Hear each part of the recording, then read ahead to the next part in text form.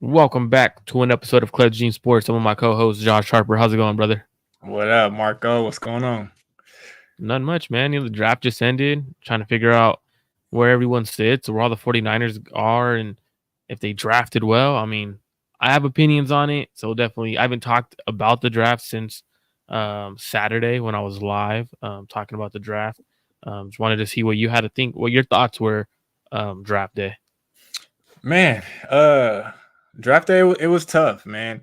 As a fan looking on, I've done my research before the draft, and I've been in draft rooms, actual draft rooms, actual draft meetings. So I So mean, let's I get it. before we talk about that, I do want to ask you questions. I never known Yeah, you were in a draft room and yeah, stuff like that. So I yeah, do want to ask yeah. you questions about that now because Mhm, that's pretty dope. mhm. Go ahead. What? So when you're in the draft room, Mhm. what are some of the things that come up? So I know a lot of people are like, okay, let's have a debate, or is that a thing that happens like where you're seriously debating this player versus this player in a Mhm. certain round, for example? Do you think the Niners could have been debating Ricky Pearsall versus another receiver at 31, or do you think they had Ricky Pearsall locked at pick 31? Yeah, I think that could have been a situation where they had a few guys on the board at pick 31 where John Lynch wanted one thing and Kyle wanted another. So when I was with the Raiders, it was one person and one person only. It was John Gruden. He made the decision, so it didn't matter what you said. It was what he says. So and that's how they got Cleveland Farrell, side note. So but So pretty but for okay. yes, but for the Niners, I feel like John Lynch and Kyle are like right here. So I'm pretty sure Kyle had his favorites at 31, and John Lynch had his favorites at 31. Um, uh, but Ricky is a Kyle guy, so I think when somebody may have not failed to 31 that Kyle and John really loved, Kyle was like, well, let's take Ricky. He may not be there when we pick second round. I think that's how it went. I think the Niners are somewhat the same way. It's Kyle and John right here. It really doesn't matter what else everybody else says. It's Kyle and John, and they have that final say. So that's how I think it went. That's how I think it went. So, like outside of it being Kyle and John, let's say second round comes through. Is that one like more? When do the debates come? Like, 'cause I know a lot of times we hear, oh, teams weren't. It wasn't a consensus, and they were debating. Do the teams actually debate which player is they should take? Like, for example, is it like, oh no, we need to take. You have a high up exec who's like, no, we need to take an edge rusher here. We need to go. For example, where the Niners are picking. Do you think they could have had people arguing at that point, or is it more? Does that happen later in the draft? Definitely later in the draft, and to my experience, it definitely happened later in the draft, where they're looking at the scouts and, hey, look, this your guy's available. Are we thinking about taking him here? What do you think? Yeah, let's take him here. Those are when the debates happen later in the draft, but definitely first and second round. Um, with my experience, it came from John Gruden, and no one else. So I definitely feel like the first and second round draft picks, it was Kyle and John, and they have a pretty good idea already going into the draft of how each other feels about certain players and where they have them on the boards. So I definitely, there's no debating going on in those earlier rounds. Which makes sense because those early rounds, you already know what position you're going and what players you have in mind at that spot. Um, it's just interesting because I didn't know you were in a draft room. One, Mhm, that's pretty dope. mhm. It was dope. And the fact that Cleveland Farrell was the pick because of John Gruden makes it even funnier because people try Listen, saying that was a Mayock pick. it was a John Gruden pick, and nobody knew that. Like the scouts, the other department, the scouting department did not know that was the pick until the seconds leading up to it, and we're all That in the is same room. crazy. And it's even throughout the draft process. So Mhm, even then, like so, for example, and that just comes to show you what happens in an NFL room, right? For mhm, example, the 49ers announced, well, not 49ers, but Mike Silver. I also had gotten a text message that the Niners were going Cooper DeJean. mhm, It was reported by a handful of people. mhm, Mike Silver, who's tapped in, he reported mhm, Cooper DeJean. I had heard the same thing, so we were live. I said it sounds like it's Cooper DeJean. ends up being Ricky Pearsall. So it kind of like just it shows you like some of the guys may have thought or they were told they were going Cooper DeJean if he's there. I don't know if what the situation had been, but it's crazy how like you have the high execs who don't tell anyone what's going on, and then they finally make their pick. I think that's phenomenal. Now, you're the go-to receiver guy, in my opinion. I think you played at a high level, you coached it at a high level. You've obviously been around a lot of high-level players. What was your initial reaction to Ricky Pearsall going in the first? Because I know he wasn't your top dude on the board at that point. I know you had a couple of guys ahead of him, based off of our last conversation. I know for sure you had A.D. Mitchell ahead of him. What was your initial reaction to seeing Ricky Pearsall at 31? Yeah, it was shocking because I mean, obviously my dang, hold on. Actually, my opinions don't really matter, right? But I did not have him as the first rounder. I had him as a second rounder. So it was shocking. Like I didn't see that happening. Hold on. And when you say second rounder, is that like late second? Is that, or when you give guys like a grade, is that more so they could go from anywhere from 33 to 64, wherever that first round, the second round grade is? Is that more so what, like when you give a guy a second round grade, is that what you're trying to say, or is it more so, hey, he's a second rounder, he should go in like the 40s or 50s? So look, my assessments of Ricky was more so he doesn't have that game changing ability. So I get he runs routes. He runs routes really well. And I would say he runs great routes when he has a free release. Let me say that. So he runs great routes off a free release. He has soft hands. I think he's going to be a excellent zone beater, and he'll be that right away, right? But I just when I see a first rounder, I didn't see a game changer, right? And that's not to say that he won't be a good player, early on. I think he has a high ceiling, a high floor. I'm sorry, he has a high floor, and I think he'll play right away. But I just didn't see like nothing really was special to me. Now I see all like I even reposted it. I reposted a workout video of him. It looks phenomenal. Like it looks great, and I love it. That's the type of stuff I love. I love when I see people that know how to run routes. They're dropping their hips. They're not having any wasted movements. They're getting in and out of their breaks. But again, you still got to go back to the film and the actual football player. It just nothing really popped out. Now that may have been their guy, and they had a second round pick later on in the draft. He may not have been there, right?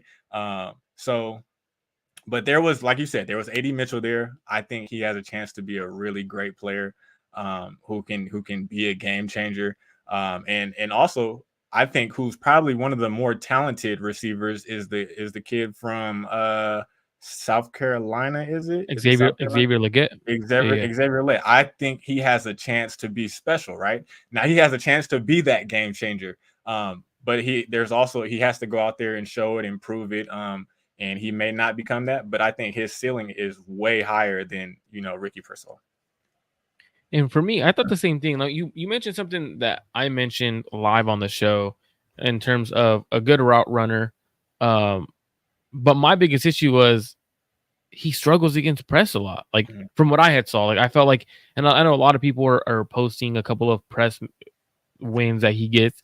I'm not saying he can't do it, but it's when he allowed for a DB to shoot their hands and they land, he gets jammed pretty bad. And like he doesn't have a counter to an inside or an outside jab. And I felt like that was one of the concerns. Was like, okay, I see him as I had more of a early third on him. So for me, it was more so the fact that the Niners really, you got to upgrade at a certain situation. And I felt like they got better at receiver.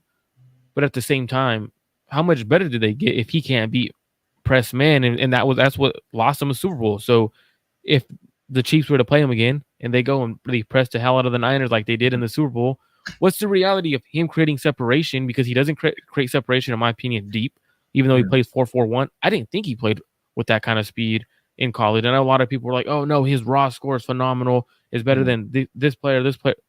That's cool, but the film doesn't show that he's that, like you're saying, that game changing playmaking ability, speed Mhm. wise. Great player. Don't get me wrong, but he doesn't have that ability to change a franchise. If that makes sense. Like, do you No, see him coming in and changing a franchise?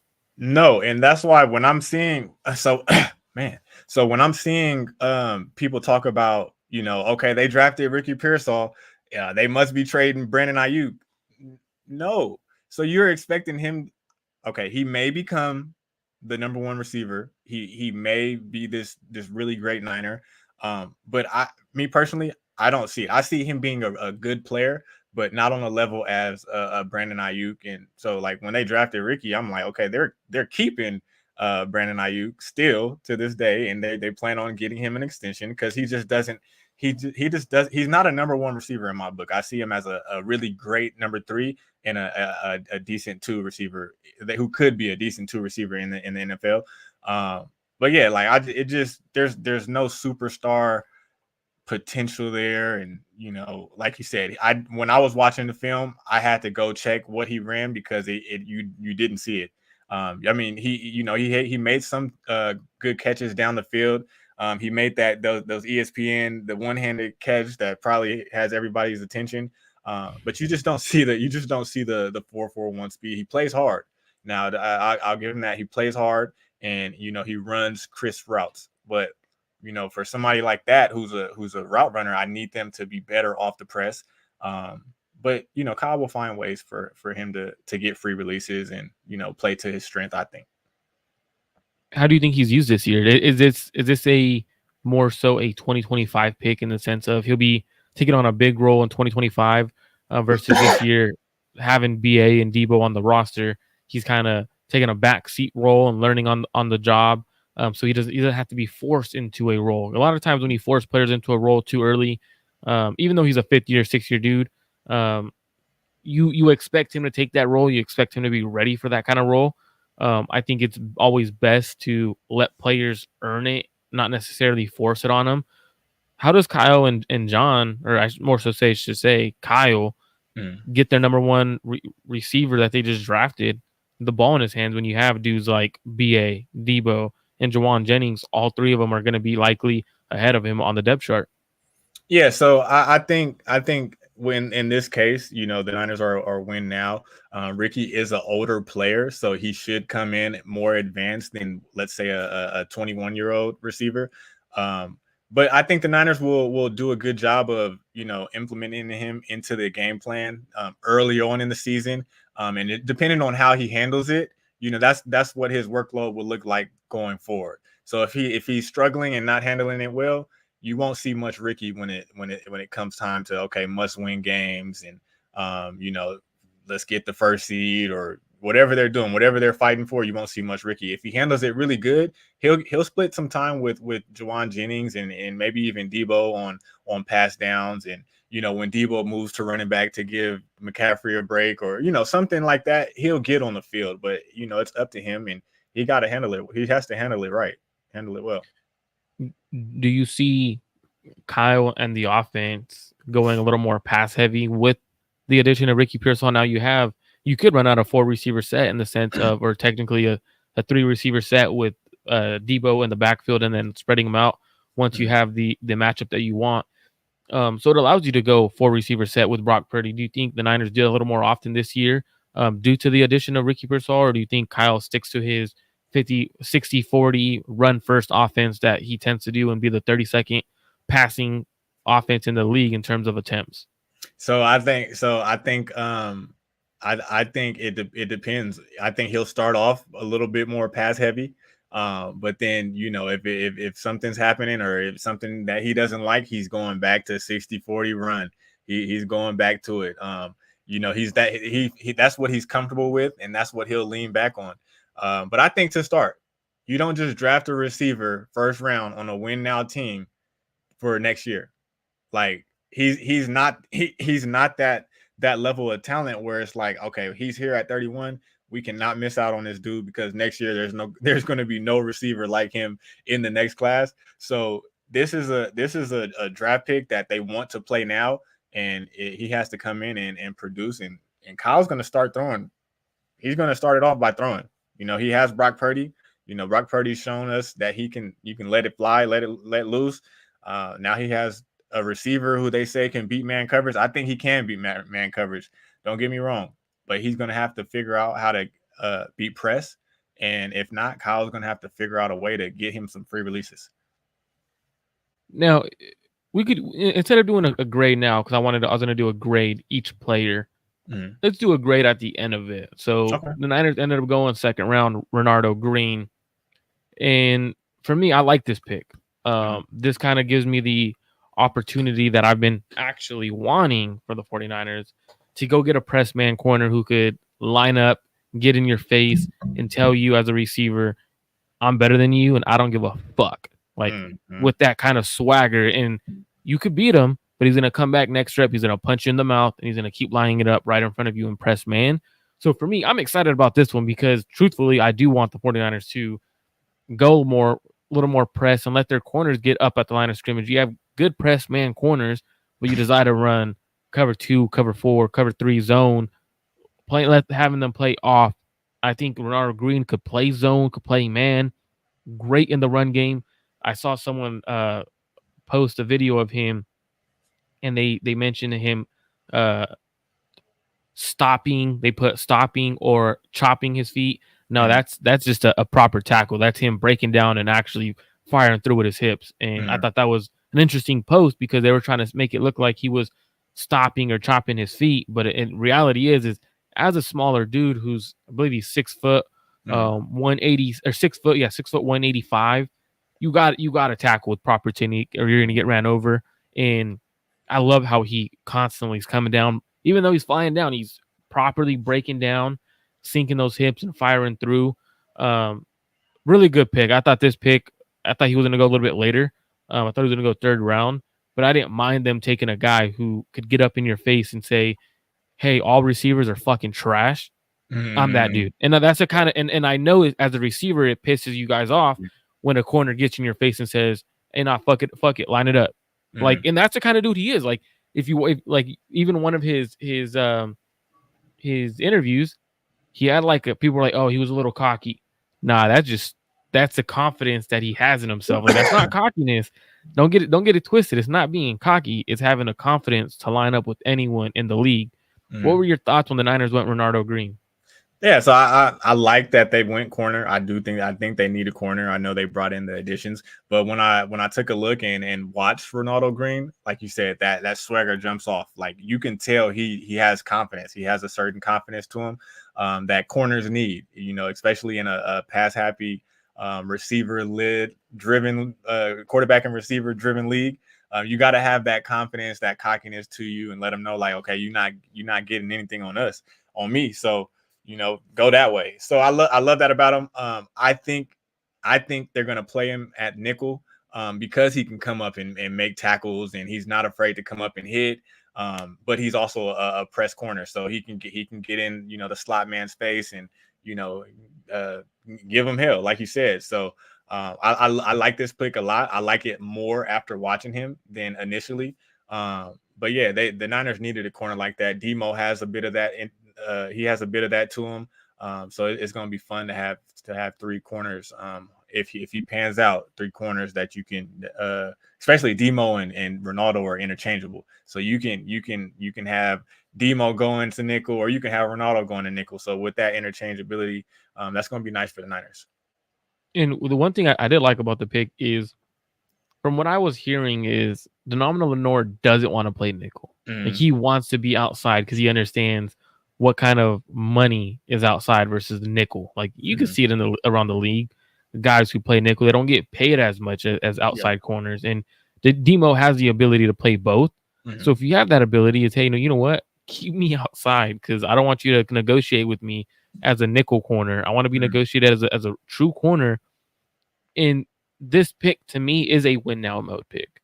I didn't think Ricky Pearsall was a win now mode pick because at that time you had offensive linemen, centers. You had a couple of corners at that spot who had higher upside than Renardo Green. You had a couple of dudes who truly could have came in and started day one for the Niners along the offensive line. So for me, I was like, damn, Ricky Pearsall is more of a future pick if they don't get rid of Debo. Renardo Green's an immediate pick, but it's also a future pick because they likely can't extend Charvarius Ward. Mm-hmm. And what you do is, hey, you know what, Renardo, you're going to go outside where Charvarius Ward was, and we'll find another nickel guy. We could find nickel corners on the cheap in free agency. So that's why I thought that was a really solid pick because he could play, he's interchangeable inside and outside. So it is a win now mode. You're not going to see Ambry Thomas on the field. You're not going to see the two guys they just signed, Yadam and Rock Ya-Sin on the field. You should see the rookie. And if they don't play the rookie year one, there's concerns because he has the ability to come in and play year one. And I just don't understand if they don't play him year one. And I mean, and then if he doesn't play year one, that could be your first 2 draft picks that barely see the field. That's not a good look. Which is a major concern because their last couple of draft picks that they've taken in the first couple of rounds in the last few years have not played much. For example, so to come in and be your tight end too, right away on the IR, and Niners talking about if he even is the number 2 tight end, which is concerning. Niners ended up going in the 3rd. I thought this was a hell of a pick. I love this dude at the Senior Bowl. When we talk about versatility at the Senior Bowl, he lined up at tackle, but mainly lined up at guard and center because he played tackle at Kansas, so he wanted to show his versatility. When I was watching him, that's what drew my attention was the Senior Bowl. Watching him at center and guard, more so I liked him at center. I thought he was a very talented dude who could come in year one and start at center for the Niners. Not necessarily guard because I think Feliciano is a good enough guard at that spot, but I want him to come in and compete at guard and center, and hopefully he wins out a job. That's a pick that's a pick in my opinion.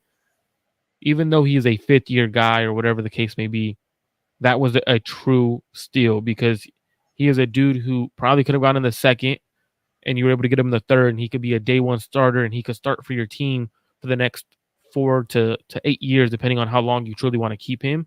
I thought that was a hell of a pick. I thought he was a dude.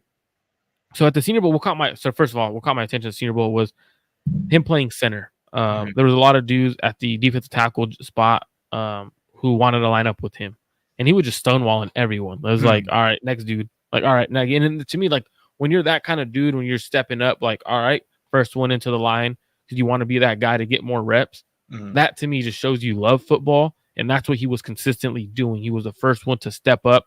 There's a couple of times at the Senior Bowl. And this is the stuff I look at that has nothing to do with football.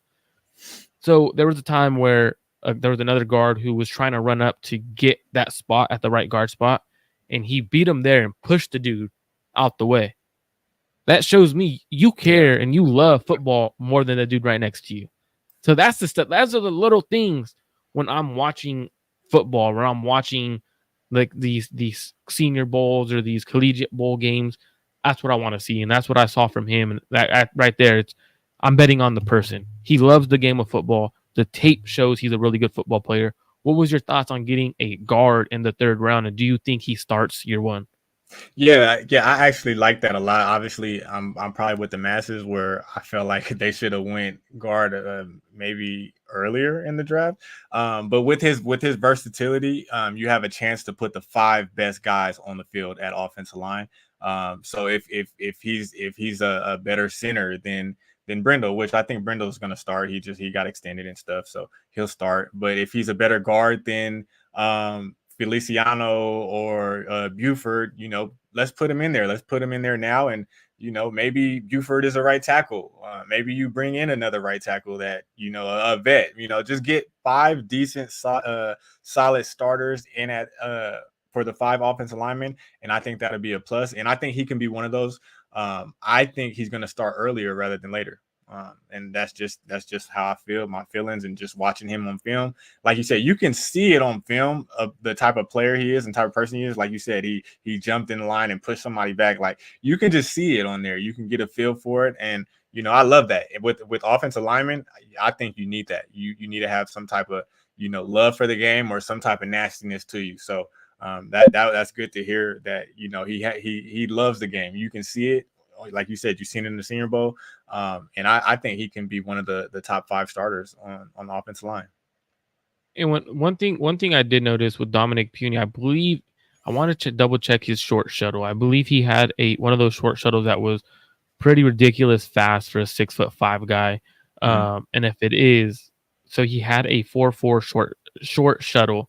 Um, in essentially, there's a money ball like thing um, that I've saw on mhm, Twitter, which I think is pretty unique. So since 2010, just 28 offensive linemen, and this is an older tweet, which was from 2023, so mm, a lot more from then now. So 28 offensive linemen recorded a 4.47 short shuttle or better at the combine. 24 of those guys were drafted. Those 24 went on to start 85% of their NFL games. Dominic Puny has a 4.4 short mm. shuttle. So that shows that he has the ability to be a dude that could come in. And this is based off of analytics. So Yeah. if you're a guy who likes analytics, or you're a guy who's like, no, film's the only thing that I watch kind of Mhm, thing. Um, I like to look at both. I like to look mm. at analytics after I watch film. Does the film match the analytics? I never go analytics first, because that's where you get guys like Hufanga in the 6th round. Can you play? Yeah. If you could play, you could play. That's plain and simple. Mhm, And so for me, seeing that, I thought that was pretty unique, because you got guys who, for example, Jason Kelsey is the one most famous for the 4.14 mm. short shuttle, and so that's what people want to get closer to. Yeah. That's what Dominic Puny had when I was like, oh, all right, well, maybe the Niners did like the film. They saw the, hey, Mm. you know what? This short shuttle doesn't lie when it comes to starting caliber guards. Let's go out and get the dude we like. So I thought that was a really good pick as well. Yeah. No, I think the Then, Niners are analytic. Honestly, I think they're a bit analytic as well. You know, like with Ricky, they liked his short shuttle and things like that. They think it translates to, you know, a good route runner in and out your break. So I think the Niners are pretty analytic as well. and what's interesting is when you watch Puny, you do see him naturally move. Like, he's a natural mover, Yeah. naturally pulling. Like, it just comes to him naturally. And like you said with Pearsall, that 3 cone is what Kyle Yeah. fell in love with. That Yeah. that 6'4" 3 cone was one of the things that Kyle saw and was like, oh, this dude in and out of breaks, Mm-hmm. short intermediate route running ability. I got my little Julian Edelman kind of like receiver. That's Mm-hmm. kind of what he saw. But Niners then go Malik Mustafa, and I believe the Niners had a couple of 4th rounders. They had three fourth rounders. They traded up, and they gave away 2 5ths for the running back they took after Mustafa. What were your initial reaction on Malik I keep saying his name wrong. Everyone keeps telling me it's Malik. Malik. What was your Malik. thoughts on Malik Mustafa? I love this pick, man. He reminds me of Bob Sanders. I love this pick. Okay. He's a rocket. He's gonna explode up and shoot the gaps and, you know, run right through you. But he also has some ball skills as well. And then when I was watching, I seen that he's able to cover as well. He can cover. Oh yeah. He's a pretty good coverer for a safety. So in a pinch, he can be a nickel as well, like a bigger nickel. So I love this pick, man. He screams confidence as well. And I just watching him on film, I know he loves football. You gotta love football to play that hard. And you know, he's not the biggest dude, but he's shooting gaps and, you know, making big hits and tackling the right way as well. So I love this pick. I think he'll be an immediate impact on special teams for sure. But you know, depending on how he does, I think he has a chance to see the field. You know, he's very versatile. Again, I think that's one of my favorite picks, and he, like I said, he reminds me of. I don't know if you remember him, but he reminds me of Bob Sanders. Play with the Colts, right? If I'm not Yes, mistaken. Yeah, yes, yeah. So I believe yeah. he did he win? He was on the Super Bowl team with Peyton, right? I believe I so. could Number be 21. like, He might yeah, have yeah. been. I think he was. I think I know exactly what you're talking about.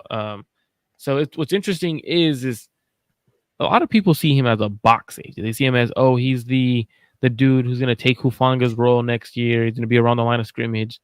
I personally think Malik Mustafa is that star backer, like the dude who could play free safety, he could play in the nickel, he could play in the body. Let him do what he wants. Let him be the playmaker you drafted him to be. I truly think um, he could be that for the Niners. I like how he plays in the nickel. Kind of gives you that Jimmy Ward, like for former 49er, Jimmy Mhm. Ward vibe, like where you can line him up in the nickel. You could play safety along the deep safety. So that's kind of who I saw in a way in comparison to recent 49ers. Mhm. Um, I know a lot of fans like Jimmy Ward, so I do think Malik Mustafa is going to come in and become a fan favorite. Just the way he hits, the Yeah. way he's just coming flying down the lane and squaring you up and lighting you up. And then there's even a play where a receiver caught the ball over the middle. Receiver tried to shake him, and he picked him up and just power slammed his ass into the ground. And I'm like, that's the kind of dude. Like, you don't have to be the most physically imposing safety, 5'10", 210. That's the perfect build. Like, he's not too short. He's not. And sometimes when you get smaller dudes at 5'10" at safety, they 5'10", they're like 190. He's 5'10", but he's built like a freaking I don't know, like a running back. Like, legit. Some of the running backs, like back in the day, like Michael Turner as a running back was just yoked, kind of how he was built. So I think it's cool to see him hit. But I don't think he's going to be used as people think. I think he's going to be used in a different role. I think he's going to be used as that free safety role to start. Gives him less responsibility along the line of scrimmage and stuff like that. Allows him to get into the flow of things, at least in camp. That's why I would love to see him, because I think he has the range to be that kind of guy. And then let him creep around the line of scrimmage as things start to slow down for him. I know things at times as a rookie, it's very fast in the NFL. So let it slow down for him. Once it does, he's probably the best pick for the Niners out of this entire draft, in my opinion. He could be that guy. Now, we had Vlad the Impala ask, where is Feliciano in all of this? Feliciano is probably going to be competing with Dominic Puny as a starting right guard. I think those are the two guys who will compete. Hopefully, they give Spencer Burford the opportunity to compete at right tackle. He was drafted as a left tackle, converted to a right guard. Doesn't normally pan out when you convert a tackle to a guard. Usually, let him try to get reps at tackle, see how he does. So I think that's what will happen.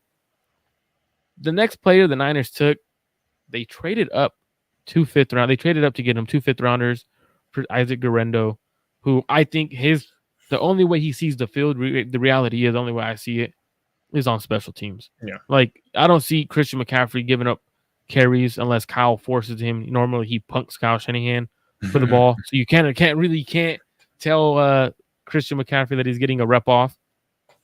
What are your thoughts on Isaac Guerrero, even though he's going to be probably that returner in the special teams game? Yeah, track star. He's bigger than, man. He's a big dude, like, in his legs. Like, he breaks a lot of leg tackles. So he's a one cut dude. So if he gets a cut and gets straight line, he's tough. He's pretty tough. He's a good running back, but he's stiff. His movement is, it kind of reminds me of like Mostert a little bit, but Mostert is like, he's an actual track star. Like, if he gets a lane, he's out of there. But I think Isaac is going to be a kick returner. He, like you said, he will not see the field. You have Elijah Mitchell, you have Jordan, you have McCaffrey. McCaffrey's not going to come off the field but a couple of times a game. But I am intrigued what he can be as a kick returner. Again, like, he's stiff. All he has to do is, make one cut and get up the field, turn that straight line speed into a touchdown. And I think he has that ability, and I'm curious to see how he pans out as a kick returner.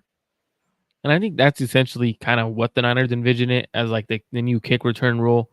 Because when I watch him out of the backfield, he does run upright. He does have a tendency to not get his speed out of a cut. So he doesn't keep his speed. He's not one of those running backs where you're going to see him make multiple cuts but keep his speed. When he makes a cut, he's such a tight-hipped running back that he's played so tight. When he makes that cut, he kind of has to get going again, and it's very choppy feet to get going. And I think that could be a concern in the NFL. I think that's where you get lit up by linebackers or flowing safeties that are coming on that next level. When you do make that initial cut, can you can you keep your speed? And I didn't see it from him. So, which I wouldn't mind if Kyle goes a little more gap scheme with him. Hey, you know what? You're hitting that gap as hard as you can, full speed, and just go. You don't have to make any cuts. You're hitting that 5-hole, just go. Or the B gap, C gap, whatever teams want to call it nowadays. I know every team have different concepts and everything. So, but for him, not that bad of a pass catcher out of the backfield. Can you get him a screen? Just get him an open space. Can you screen him open? And if you can, he's a big play waiting to happen. But he's also, unfortunately, an injury waiting to happen. Mm. He's very injured at Louisville, transferred from Wisconsin. Injuries were a big problem for him in college. So now that becomes, does he keep his health in the NFL? Because if he can stay healthy, doesn't have much wear on his tires, so Mhm. he could be a good dude. Do you think he beats out Jordan Mason? And then they also signed an undrafted free agent, Cody Schrader, who a lot of people are saying could potentially be a dude that makes the roster. Do you think Jordan Mason gets cut this year or traded? I mean, traded. I don't know. It's tough. It's tough to be a running back in this league because like there's so many running backs, and teams probably feel like they have a Jordan Mason on their roster already. But I really like Jordan Mason, and he's a bit different than everybody else on the roster. So I think Jordan Mason stays. I think they stash Schrader. Because I mean, I like the way Schrader runs. He runs hard. It is what his running style is going to translate to the NFL. He's not very fast, not very quick, not twitchy at all. But his run style is going to translate to the NFL. But I think Jordan Mason stays. I think they stash Schrader, and I think depending on if Isaac wins the return job, he'll make the roster. If not, it's going to be the same three. You know, the Elijah Mitchell, McCaffrey, and Jordan Mason. I think Jordan Mason stays.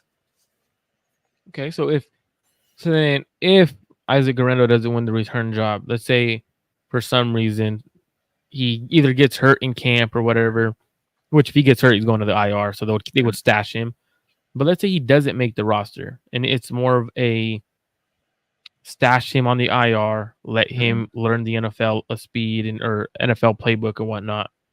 And let's say Cody Schrader does beat him out, or Jordan Mason does beat him out. Is that a waste of a draft pick in your opinion, or do you like the ability because he has that home run ability? No, I don't think you draft a fourth round kick returner unless he's a game breaker, who's somebody who's done it in college, and they know once if they touch the ball, there's a chance for them to go every single time. So yeah, if he doesn't make the team as a kick returner, I think again it is a waste of a draft pick, especially on a win now team. So then we ended up going after that. I thought this was an interesting pick because they doubled up at receiver. Jacob Cowling in round 5 just gives you even more speed for this offense. But again, not many reps are to be had at receiver. Yeah. What were your thoughts of Jacob Cowling as a receiver, and what was it like when you saw that? Because I know as a receiver, you watch Jacob Cowling, like it's kind of like, oh, this dude could play, like that's for sure. He jumps off the screen at times. And what were your thoughts on Cowling? So Cowling is interesting. I really love what I see on film. I think he needs to become a better route runner to succeed in this league. Because I mean, he can be a 3 low end 2 type of receiver. If he improves on his routes, and he shows the ability to run great routes, and then other times you're just like, oh, where did his route running ability go? But I love him with the ball in his hands. He can be special. He's dangerous. I just don't know where the reps are going to come from. I just bless you. I don't know where the reps are going to come from. Thank you. You have Debo. You have Debo, Jennings, Ricky, and Ayuk. Those are locks 4. So are you going to just give him certain certain sets? Like, okay, you get this set, and he'll get like 5 to 10 plays a game. I don't know. I think he can be more than that. Again, with the ball in his hands, he's special. If he improves on his route running, he can be a low end 2, high end 3 type of receiver. And I was confused with the pick, but I really love. I confused with the pick, but I love the player. And that was me too. I was confused by the pick because there was other players available. There was other things available. But I like adding some explosiveness to Kyle's offense. If you kind of look at our offense, you do have the top 2 are explosive, right? You got BA and Debo, who they could turn a 5-yard slant into a 90-yard touchdown. Like those 2 dudes could do it. Then you look at the rest of the receiving core, and it's like, who's supposed to take it over? Who's supposed to take up the top? Like, who's going to be that clear out guy with the speed that truly gives a safety some kind of threat? Danny Gray was never that. Can Cowling be that kind of dude who could just be a clear out guy every once in a while? You put the ball in his hands, he could change a game. He could be that dude with the electric speed he has. So for me, I like the pick, the player, Mm, but I would have gone in other routes. In terms of other players were on the board. I like Malik Washington. Ended up going a little bit later to the Miami Dolphins. So see how that plays out and stuff like that. mm, But I think Cowan, the player, could be something. I yeah. think he's going to be a guy who is going to be a punt returner as well. Can he return punts? Mhm. Can he be a dude who can make the roster via special teams first? And if he can, I think once Debo and Jennings are gone, that's where his role is in that slot. Like he's going to be a true slot and be a guy that just get out and go. Yeah. And then Niners played Moneyball again. Jarrett Kingston. He Mhm. goes in the 6th round. I just got done talking about the short shuttle. I believe Jarrett Kingston had a ridiculous short shuttle in the 4.4s as well.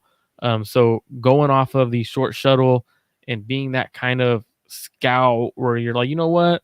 It's a 6th round pick. They're likely not going to make our roster. Mhm. Let's at least just go with analytics. He ran a 4.47 shuttle, short shuttle. So it might work. Bench Mhm. 32 times, shorter armed guy, 6'4" with 32-inch arms. I thought this one was just more so, you know what? Let's see if something sticks. Yeah, and they're like, okay, we haven't gotten too many. We should have got an offensive lineman earlier in the draft. We got Purdy, who well, I think they love, but they need more. So he's a like you said, let's see if it works. He has a trait that we like, um, and I mean, personally, the film, I don't really see him making the team. He's a project. He's a developmental project. And we'll see where it goes. He'll probably be on practice squad and for a year or two, depending on how he progresses. But yeah, I don't foresee him making the team. For me, my biggest concern was the fact that Bo Limmer was on the board still. Mm, That was my mm, biggest concern. A dude from the SEC who was at the Senior Bowl and played really well at the Senior Bowl, who could play center, who could play guard. That was my concern. It was like you just passed on Limmer, who went 2 picks after to the Los Angeles Rams mm, to take Kingston. Limmer has the higher upside, likely better chance to make your roster. So that to me was an interesting pick. So I'll definitely be. And Vlad the Impala says Limmer was the obvious pick. mm. So for me, that was just confusing. I was like, that just doesn't make sense to pass up on the better player. But hey, the last pick was a guy I don't think makes the roster. Tatum Batoon. A Mm. lot of people were like, oh, he plays with the thumper mentality, plays with like Dre Greenlaw. He's also really small, really Yeah. slow. I mean, the mindset's great. I love the mindset. You can't beat that. But the film don't lie. Like Yeah. the film shows a slower linebacker. Um, the Niners drafted 2 linebackers last year and late in the draft. One Mm. was a speedy small guy, and the other one was a bigger, slower guy. And Yeah. I don't know about this pick, especially because there was other players there. I would have went defensive tackle Leonard Taylor. People were worried about in the 6th and 7th rounds. People are like, oh, well, character issues. Leonard Taylor has character issues. Bro, it's a 7th round pick. What the hell are we talking about? Character issues. Like, that's exactly where you take a character issue dude and you make sure he's in your locker room. He could be mentored by guys like Fred and Nick Bosa. And that's where Yeah. that character issue goes away. So what were your thoughts on Tatum Batoon? Yeah, man. I seen a picture of Tatum side by side with Nick Bosa and Joey Bosa online. I think it was today or yesterday, and you can just see how small he is. I know the Bosas are big dudes, but they were towering over the Bethunes. So yeah, I mean I don't really foresee this going anywhere. It's a depth pick. I don't see the upside. Usually when you're going for upside, you're going with a speedy dude who can run from sideline to sideline. They have that in D Winners. And then I like the Jalen kid they drafted last year as well. So I don't foresee him making a was it Jalen? Jalen Graham. It is great. Jalen Jalen Graham, Graham. yeah. Yeah. So I liked him. So I don't foresee Bethune making the roster either. But I would say he does play a bit faster than what his 40 times suggest. But I don't think it's enough for him to make the roster. And when you look at him, I know a lot of people are comparing him to Greenlaw, right? Greenlaw Mhm. did run a 4.7. He did. I do remember that when we drafted him. I was like, damn, this doesn't play. He did not play like a 4-7 guy Yeah. on his film. He looked like from what I saw, a converted safety, which he was, Hmm. out of position playing linebacker. Like Yeah. he didn't know how to react at the linebacker. It was like he was growing into the linebacker role. He also had he also had like an extra 15 pounds on Batoon coming out. I think Greenlaw weighed in at 240, Batoon at 225 roughly. Oh So yeah. it's like it's Yeah. a bigger size. Like you're a smaller dude, so you should be running faster. Yeah. So for me, that was it. Now the Niners ended up going a couple of undrafted free agents. Before we get to the undrafted free agents and asking you which one was your favorite undrafted free agent signing, Hmm. based off of everything you saw, the film that you've watched, what grade would you give the 49ers this draft class? And did they draft great or did they draft to be the safe pick? So personally, I'm gonna give them a B minus. Um, I just don't when you have superstar potential in the first round, and again, it's potential. They could be hit or miss. When you have a superstar potential in the first round, I think you take a swing at it. I think they went the safe pick because we know what Ricky's going to be. He's going to be a solid player who we hope could be a really, really good player, right? But he's not Leggett. Everybody knows that. Let's not sugarcoat it. He's not Leggett. He doesn't have the ability that Leggett has.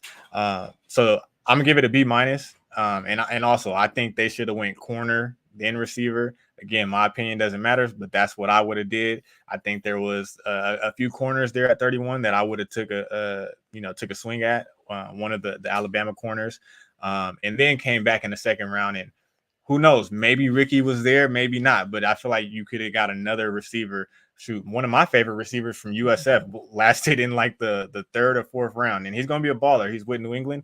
He's going to be a baller. But I think I would have went corner first and then receiver second. And then who knows? That fourth round receiver may end up playing more just because of his ability and what he can do with his hands on the ball. So I don't know. I just think I'm not going to call it a reach, but I just I don't really like the way the top half went. And that's a fair grade. I know a lot of people had the Niners around a B plus grade. I can't go that high. I'm around Mhm. C plus B minus. When I look at the draft, passing up on players with higher potential. Now, I get when you're drafting, you want a player who has a good floor, has a decent floor, but Mhm. you also want players who could come in and change your franchise around. Like you don't want to do like for example, the Niners are going to have 39 unrestricted free agents this coming off season after the 2024 season, and some of those dudes that you're going to be possibly losing out on, Charvarius Ward. Okay, cool. You replace him with Renardo Green. Mhm. Kool-Aid was there in the first round. He has franchise-changing potential. And again, it's potential. It's not like I'm not saying he's going to come in and be a franchise changer. Um, at receiver, A.D. Mitchell, Xavier Leggett, they have superstar potential in terms of route running ability and athleticism. Mhm. Now, at the center guard tackle situation, not coming out of the draft with a tackle was interesting. Was an interesting move. Letting even though the Niners may not have liked him, Kingsley Suamataya, Yeah. letting the Chiefs get him was interesting. If the Chiefs value tackle, hey, they've been winning rings. That Yeah. was a guy I was really really high on. They've been winning rings. So I felt like it was more so going safe, and I wonder how much it had to do with not having Adam Peters around. That's what I have to wonder. Is like, you know what? Let's go 1 year. Let's see how everyone scouts. With the new clan we have scouting wise, and then we'll go from there, making those high upside picks.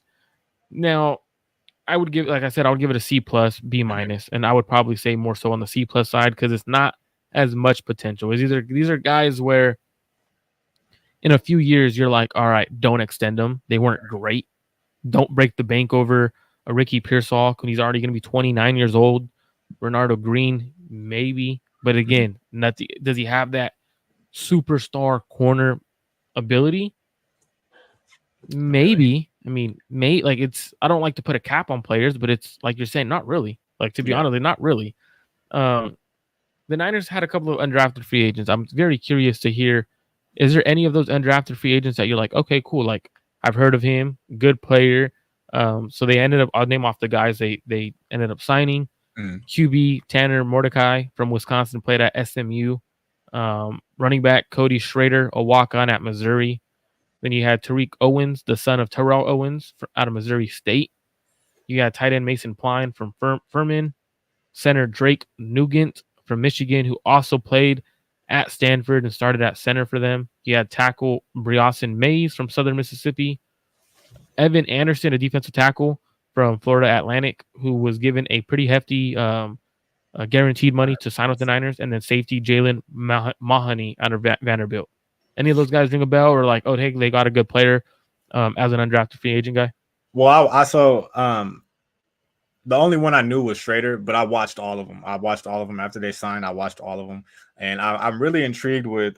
So Schrader, like I said, his running style will translate because he runs so hard. He doesn't have anything that pops out to you where it's like, okay, he's going to be that. But that's why he didn't get drafted. He doesn't have anything that just pops out to you, but he has good vision and he runs hard. So I see him. He can possibly be a short yardage back in the future. Depending on how he runs in the preseason, maybe he does beat out Jordan Mason. Who knows? But I do like his running style, and I just remember him always having big games in college. But another player the other two players that I like, the D tackle from Florida Atlantic, Evan okay. Anderson. I'm not gonna say I like him. I don't really like him like that, but he can potentially have something that the Niners don't have on their roster, and that's a run stuffer. I've seen a lot of comparisons to DJ Jones, maybe just his size. He's nothing like DJ Jones. He's not quick. He doesn't pop off the ball, but he has the potential to be a run stuffer. So maybe that leaps him into maybe making the roster if but I don't really like him as a player. But another player who's intriguing, tight end, 6'7". He's long. He moves good. He moves good for a bigger dude. He's 6'7" from Furman, 6'7", soft hands. He knows when to high point the ball. I think if he can block, I didn't really see blocking clips, but if he can block, look out for him to make the roster. So what was very interesting about Mason Pline, so I haven't gotten to watch him. He's one of the guys that I have not yet watched, and I'm not gonna be one of those dudes that I watched him and just like repeat everything you just said or like what I read. Like, there's some dudes who do that. Like, let's keep it real. Exactly. There's some dudes that do that, and I'm not about to be that kind of dude. But what I did read upon him was he's a converted basketball player. I see it. I didn't know that, but I can see it now. So the fact that you're saying like he knows how to high point the ball, he has the athleticism. You're saying, well, basketball players know how to high point a ball. That's a rebound. So that's intriguing to me. Now I want to go and watch his tape and see what he truly is, because I believe he played Furman is the school. Is that the same school that played Montana in like that shootout in the quarterfinals? Yes, the purple team. Yes. Purple, yeah. Okay. I do remember not necessarily watching him. It was I was watching Montana because the FCS has great college games, like playoff games. Yeah, they go neck to neck during the playoffs. And I do remember them playing Furman. So I have to go watch that game because Montana was like number 2 in the nation for FCS. So that's probably one of the better competitions he got to play against.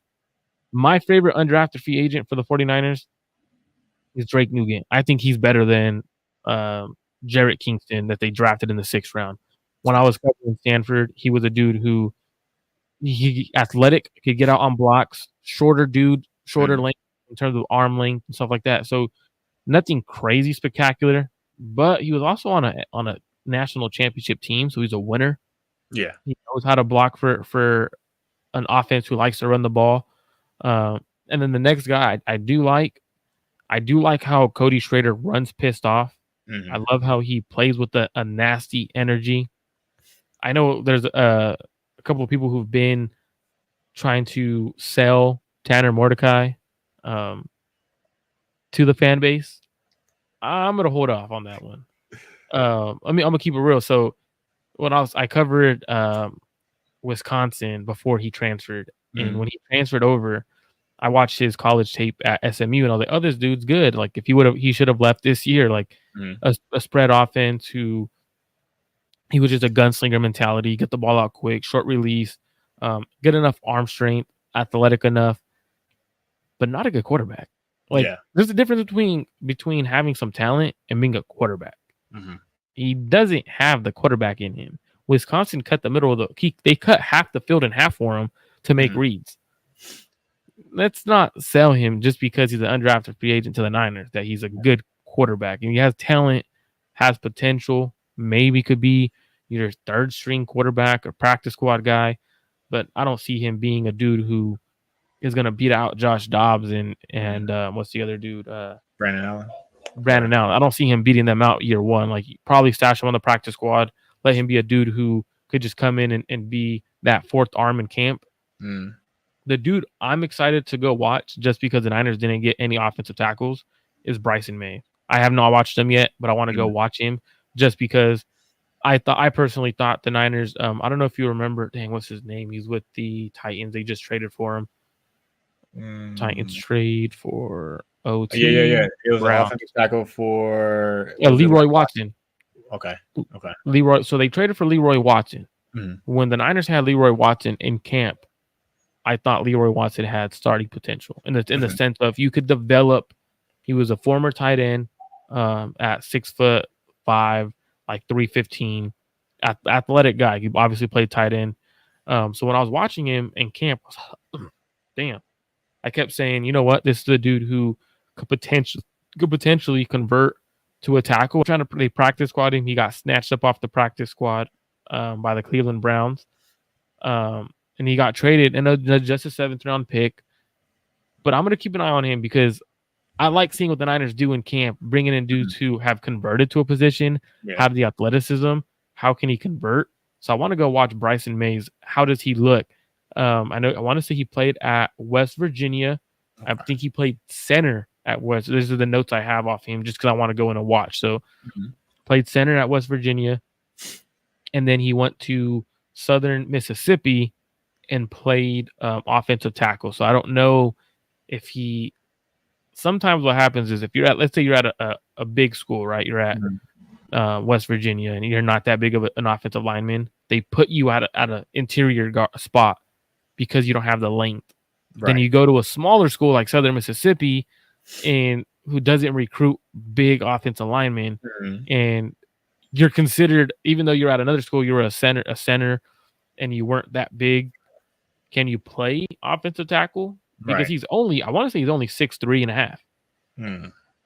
So it's like, is he an offensive tackle? Is he an offensive tackle? Is he a guard? Shout out to my guy Jason. So that's what I want to go watch. Is like because you end up coming away with truly no offensive tackles in this draft class. Is he a guard? I think he might be a guard. Do they have a type? What is like? Why aren't they drafting offensive tackles? They have a type. It's called Jalen Moore's. It's called Cole McKivitz. It's called going with guys who could play guard or tackle, but not great at either of them, and just being solid enough. That's what I've came to my conclusion. Like, how do you draft then in a very high offensive tackle class and say we could not come away with any offensive tackles? Not even like a late 6th rounder. Yeah, I don't get it. I don't get it. They got a type. They love. I don't know what it is, man. They want the tackles that can play guard. That's all I can think of. What are your thoughts on Tariq Owens? So I did watch him briefly. It was tough to find anything on him. So what I was able to see is he's not Terrell. He's not Terrell, obviously. But hey, I felt bad. So have you seen the video of him at 49ers? Their local pro day, and he's running a route. And bro, so he's running a route, and someone, I felt so bad. Do you watch that show All American? Have you seen that show All American? Yeah. Someone said, "What in the Spencer James route have an ass?" I was like, bro, that's messed up, man. It took homeboy like 6 seconds to get out of his break, and I was like, yeah. Oh, all right, you signed him because he's T.O. son. I respect it. So you see it in the film as well. What I will say, he has great stride and he's really good with the 50-50 ball. But his routes are they have a long way to go. Um, I don't even this receiving core is so deep. The Niners are so deep at receiver. I don't know if he makes, practice squad. I don't know if he makes the practice squad. If he does, it's mainly him doing Terrell a favor, but he's not even around like that. So I don't know if they're gonna do him any favors. So uh, yeah, that's my assessment of him. And when you watch, so like when I was watching like the couple of videos that I was able to get a hold of, Mm-hmm. the only way I see him being a dude like who eventually makes a practice squad or a roster eventually is as a like you're saying, like that deeper threat, or being Mm-hmm. that dude who can't run routes and he's just living over the middle. Like Yeah. he's just living over the middle. Like that's the only way I could see it, because his route running ability. Oh geez, don't have him run a comeback. Don't have him run a stop route. Don't have him run any of that shit. Like Mm-hmm. like maybe a slant, maybe like a 3-yard slant, and just let him be that dude who big bodies and. But wow, like Yeah. I don't even know if that. it's Yeah.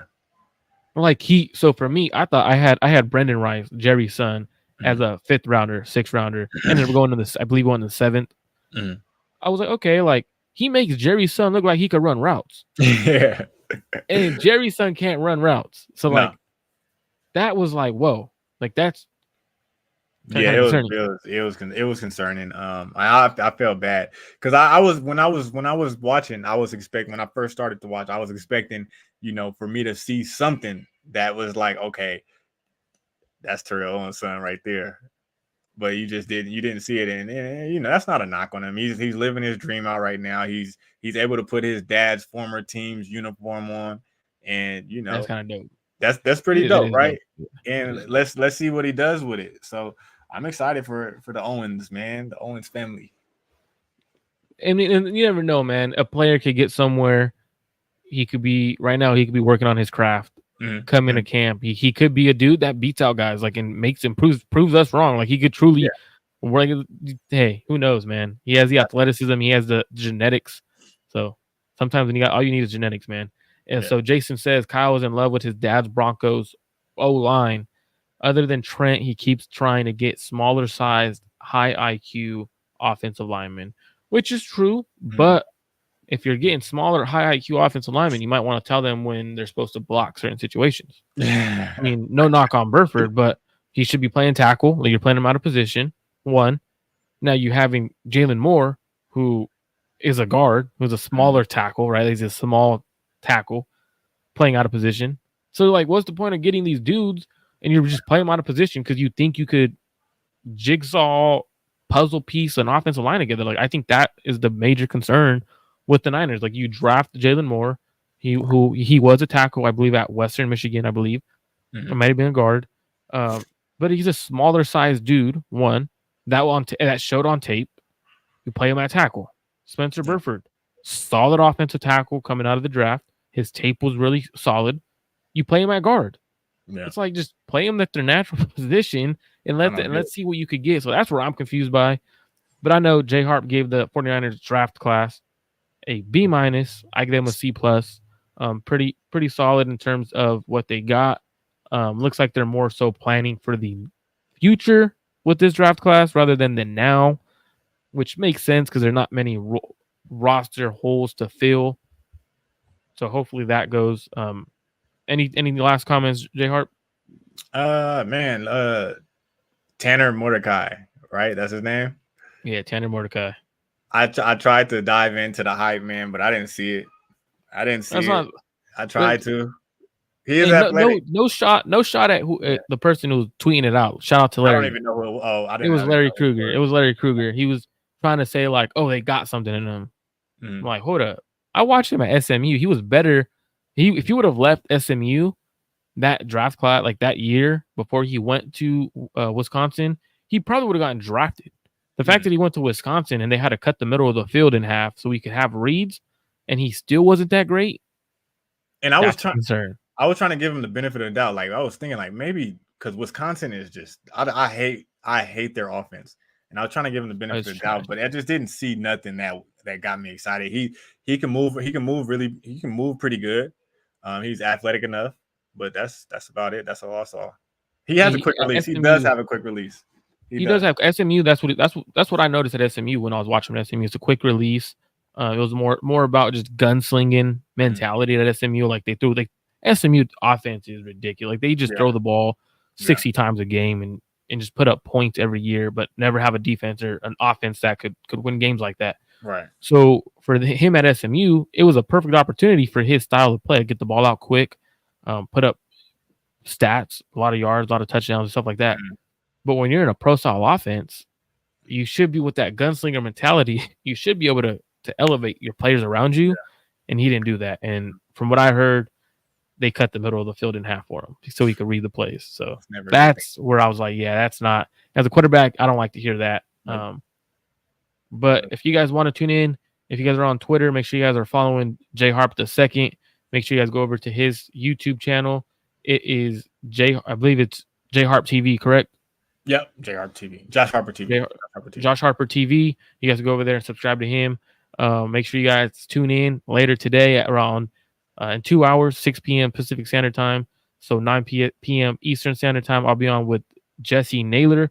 I'll be giving my power rankings for the NFL, the top 10, top 5, whatever the case may be for the NFL post-draft. See where the Niners land. I don't know where that's going to happen. That's going to happen. I'm probably going to get killed for that one. Kind of concerning on that one, but make sure y'all tune in. Appreciate everyone for tuning in today. We had a good amount of people tuned in. Hit that like and subscribe button on both channels. I appreciate every single one of y'all. We out. Peace.